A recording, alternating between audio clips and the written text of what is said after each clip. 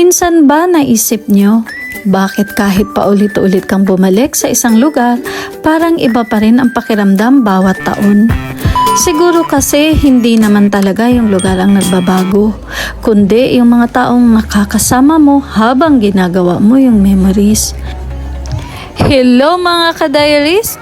Welcome back to Japan Diaries with Hazel, kung saan sama-sama nating nadidiskubre ang totoong buhay dito sa Japan.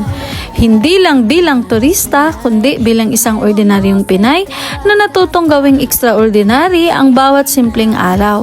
Kung mahilig ka sa Japan, sa travel, sa food, sa kultura at sa mga kwentong puno ng tawanan at totoong buhay, you're in the right place. Kaya tara, samahan niyo ako sa panibagong diary entry ko. Alam nyo, bilang isang working mom na shifting ang trabaho, ang weekend sa akin hindi automatic na day off. Yung iba, excited kapag Friday kasi weekend na. Ako, excited akong tingnan ang schedule kasi doon ko malalaman kung papasok ba ako o may chance ako magkaroon ng buhay. Charot! At isa sa pinaka-importanting weekend sa akin bawat taon ay unang Saturday at Sunday ng August. Aside sa birth month ko ito, dahil ito ang Gotemba Matsuri. Isa ito sa mga summer festivals dito sa Japan na talagang inaabangan ng mga locals. Actually, halos lahat ng city, town at village dito sa Japan may sarili silang Matsuri. Parang piyesta natin sa Pilipinas. Pero ang kaibahan, bawat festival may sariling history, sariling traditions at sariling personality. Kaya kahit ilang Matsuri na ang napuntahan mo, iba pa rin ang experience sa bawat isa. Pero sa taong to, mas naging special.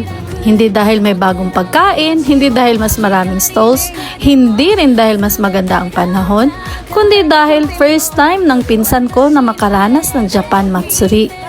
At bilang certified tour guide ko, syempre, nag-leave ako guys sa trabaho. Pagdating pa lang namin, ramdam na agad yung energy. Mga batang tumatakbo, mga parents na todo picture, mga teenagers na nakayukata na parang lahat sila galing photoshoot. Habang kami, 5 beses nang nagsiselfie, 8 ang failed shots. Perfect family picture talaga. At syempre, hindi mawawala ang pagkain. Sa totoo lang, hindi ko alam kung pumunta ba kami para sa Matsuri o para mag-food trip. Kasi bawat 5 hakbang may panibagong tukso, may takoyaki, yakisoba, chocolate banana, grilled squid, kakiguri at lahat sila parang nagsasabing, Hazel, bukas ka na mag-diet. Habang naglalakad kami, napansin kong lahat halos ng tao nakangiti. Walang nagmamadali, walang mukhang stress. Parang lahat nag-decide mo nang i-post ang problema. At doon ko naisip, ito siguro ang isa sa pinakamagandang bagay sa Matsuri. Hindi siya tungkol sa pinakamahal na pagkain, hindi tungkol sa pinakamaraming stalls, hindi tungkol sa pinakasikat na performances, kundi tungkol sa mga tao.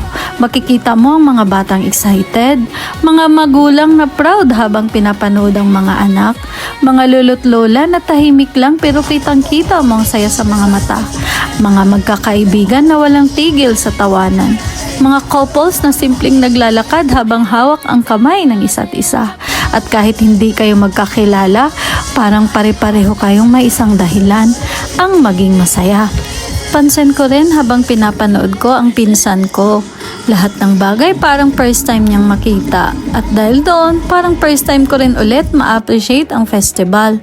Minsan kasi, kapag lagi mo nang nakikita ang isang bagay, nakakalimutan mong humanga. Pero kapag may kasama kang unang beses pa lang, naaalala mo kung bakit mo ito minahal nung una. At alam nyo, doon ko na-realize, hindi pala kailangang maging napakalaking festival. Hindi kailangang milyon ang budget. Hindi kailangang sobrang ingrande. Kasi ang tunay na nagpapaganda sa isang Matsuri ay ang mga taong nandito. Ang mga batang walang sawang tumatawa. Ang mga magulang na gumagawa ng memories kasama ang pamilya. Ang mga magkakaibigang walang tigil sa kwentuhan. At mga taong kahit sandali lang nakalimot muna sa pagod ng buhay. Sila ang tunay na ilaw ng festival, hindi ang lanterns, hindi ang decorations, kundi ang mangingiti. At siguro ganun din sa buhay. Hindi naman laging kailangan ng malaking celebration para maging masaya.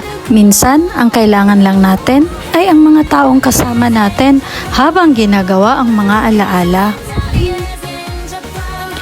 At ito pa lang ang day 1. Marami pa tayong matutuklasan sa day 2, kaya samahan niyo ulit ako. Mas maraming pagkain, mas maraming tawanan. At syempre, ang isa sa pinakakaabangang highlights ng Gotemba Matsuri. Bilang isang Pilipina mom na nakatira dito sa Japan, gusto kong ibahagi sa inyo ang totoong buhay, mga festival, kultura at mga simpleng karanasan na hindi lang nakikita ng mga turista. Kaya kung gusto nyong samahan ako sa mas marami pang kwento at adventure dito sa Japan, huwag kalimutang mag-like, mag-subscribe at i-click ang notification bell para hindi kayo mahuli sa mga susunod na diary entry. Matane! Thank you all for watching. God bless everyone!